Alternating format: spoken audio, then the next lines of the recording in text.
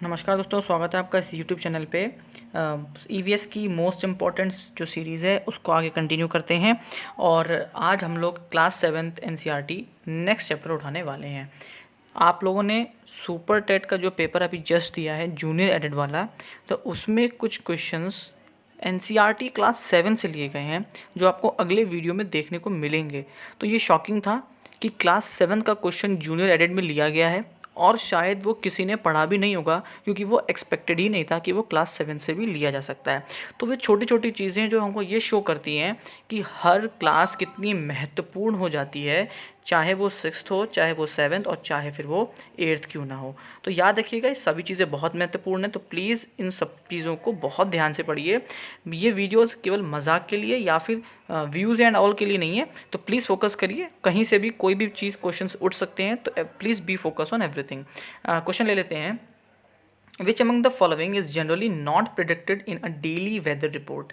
निम्नलिखित में से किसकी भविष्यवाणी आमतौर पर दैनिक मौसम रिपोर्ट में नहीं की जाती है? टेम्परेचर, प्रेशर, ह्यूमिडिटी या रेनफॉल। तो तापमान, दबाव, आर्द्रता या वर्षा। जो वेदर रिपोर्ट जो डेली आती है उनमें से इनमें से किसको नहीं फोकस किया जाता?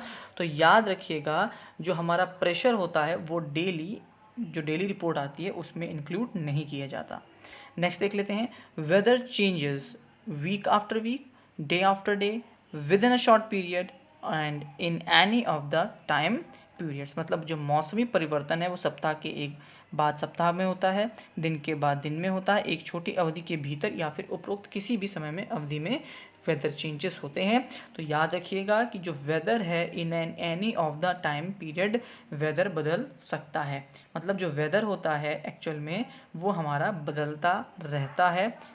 हर दिन भी बदलता है, कुछ समय बाद भी बदल सकता है। जैसे सुबह दिन का अचानक से धूप होती है, रात में बारिश हो जाती है, तो एक दिन में भी बदल सकता है, हफ्ते में बदल सकता है और डेली भी बदल सकता है।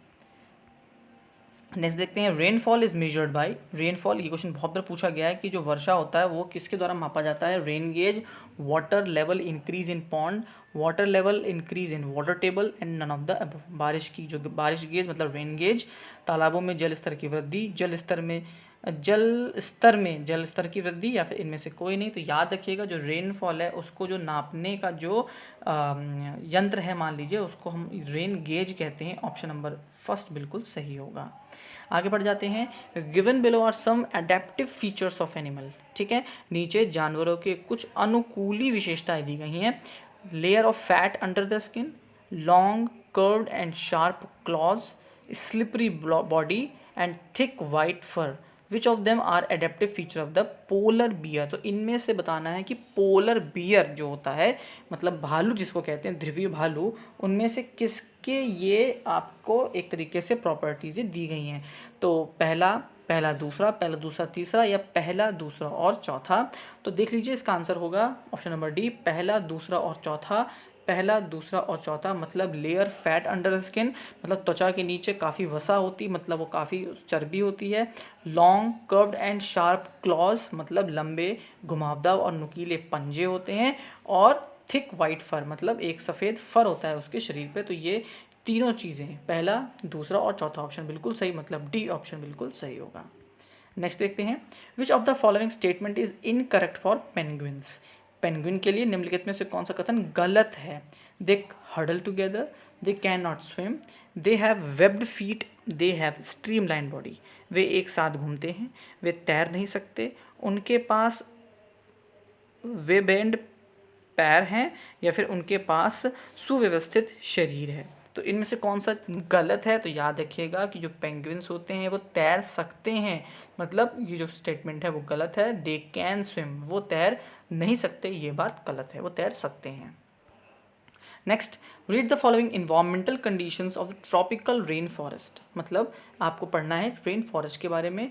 Hot and humid climate, unequal length of the day and night, abundant rainfall, abundant light and moisture. अब आपको पता लगाना है, identify the conditions from the above list that are responsible for the presence of large number of plant and animals in the tropical rain forest. Hindi वाले देख लीजिए भाई कि उष्णकटिबंधीय वर्षा वनों में निम्नलिखित के पर्यावरणीय स्थितियां पढ़ें।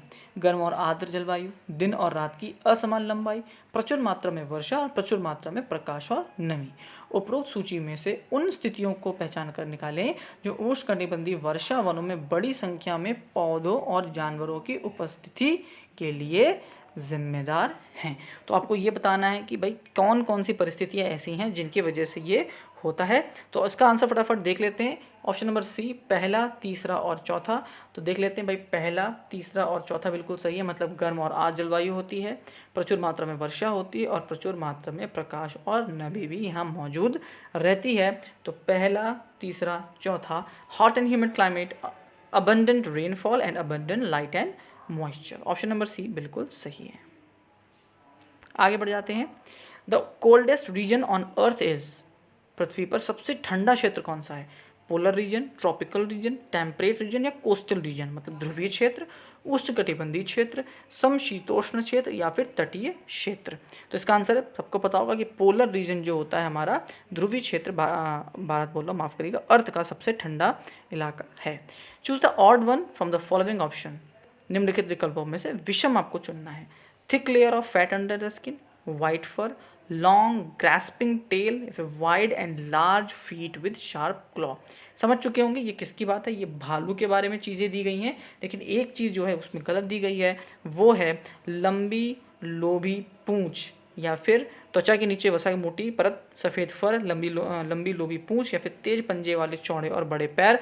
तो याद रखिएगा, लॉन्ग ग्रास्पिंग टेल भालू की नहीं होती। अभी थोड़ी देर पहले हम लोगों ने पढ़ा था। ऑप्शन सी बिल्कुल सही होगा। Which of the following is not an adaptive feature in polar bear, polar bear में कौन सा एडेप्टिव फीचर या फिर अनुकूली विशेषता नहीं है? वाइट फर भी होता है, स्ट्रॉन्ग सेंस ऑफ स्मेल होती है क्या, long curved and sharp clause पढ़ चुके हैं, लॉन्ग टेल मतलब सफ़ेद फर भी है, गंध की मजबूत भावना भी होती है, लंबे घुमावदार और तेज पंजे भी होते हैं। लेकिन क्या लंबी पूंछ होती है? नहीं, लंबी पूंछ नहीं होती। तो याद रखिएगा, पोलर बियर के पास लंबी पूंछ नहीं होती। इंपॉर्टेंट क्वेश्चन है, छोटा सा क्वेश्चन है, लेकिन जब पेपर में आएगा तो आप ज़रूर गलत करेंगे। Next, which of the characteristics feature of tropical rain forest, तो ट्रॉपिकल रेन फॉरेस्ट की कौन सी एक प्रॉपर्टी है? Hot and humid climate, enormous number and variety of animals, competition for food and shelter. उष्णकटिबंधीय वर्षा वनों की विशेषता क्या है? गर्म और आर्द्र जलवायु, जानवरों की भारी संख्या और विविधता, भोजन और आश्रय के लिए प्रतिस्पर्धा या फिर ये सभी। तो बिल्कुल आप सभी को पता होगा कि ये सभी ऑप्शन बिल्कुल सही हैं एक उष्णकटिबंधीय वर्षा वन के अंदर। नेक्स्ट देखते हैं। तो देखिए, ये प्रॉपर्टीज़ थी पोलर बियर की। तो लॉन्ग कर्व्ड स्ट्रॉन्ग क्लॉज होते हैं, पेंगुइन्स में फीट है, वेब जैसे मतलब पैर होते हैं, जैसे एक जाल जैसा होता है। बर्ड्स जो होती हैं वो माइग्रेट करती हैं, मतलब वो प्रतिस्थापन करती हैं एक जगह से दूसरी जगह, ठंडे इलाकों से गर्म जगह जाती हैं। रेड आइड फ्रॉग, ये एक sticky pad on its feet, मतलब एक लाल आँख वाला जो ये मेढक होता है, इसके पैर बहुत चिपचिपे होते हैं। टोकून एक लॉन्ग लार्ज बीक होता है इसके पास। लायन टेल्ड मकाऊ, ये एक बंदर है। सिल्वर वाइट मेन एलिफेंट जो है उसके पास ट्रंक एंड टस्क होते हैं। और जो न्यू वर्ल्ड मंकी है उसके पास लॉन्ग टेल है। ये चैप्टर जो है एक्चुअल में ये सभी विभिन्न प्रकार के जो जानवर हैं स्पेशली उनके बारे में, उनकी विशेषताओं को यहाँ पर दर्शाया गया है। तो ये जो विशेषता है जरूर याद रखिएगा किस जानवर में कौन सी विशेषता दर्शाई गई है, ये इंपॉर्टेंट है, याद रखिएगा। देखिए, जो ये चैप्टर है इस चैप्टर से इसी तरीके के प्रश्न पूछे जाने वाले हैं। ज़्यादातर पोलर बियर और पेंगुइन के बारे में इस चैप्टर में बहुत दिया गया है, तो इसलिए पेंगुइन एंड पोलर बियर की विशेषताओं पे मैंने ज़्यादा फोकस किया है। ट्रॉपिकल रेन फॉरेस्ट के बारे में बहुत बताया गया है, पोलर रीजन के बारे में बताया गया, तो उनके बारे में आपको बहुत पढ़ना है, इसीलिए ये महत्वपूर्ण चीज़ें थी।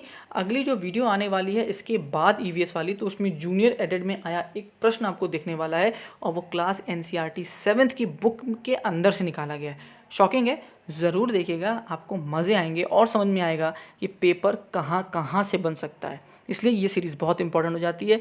लास्ट तक आपने देखा उसके लिए बहुत धन्यवाद। आपका दिन शुभ हो और चैनल को अपना प्यार हमेशा देते रहिएगा। Thank you and have a nice day.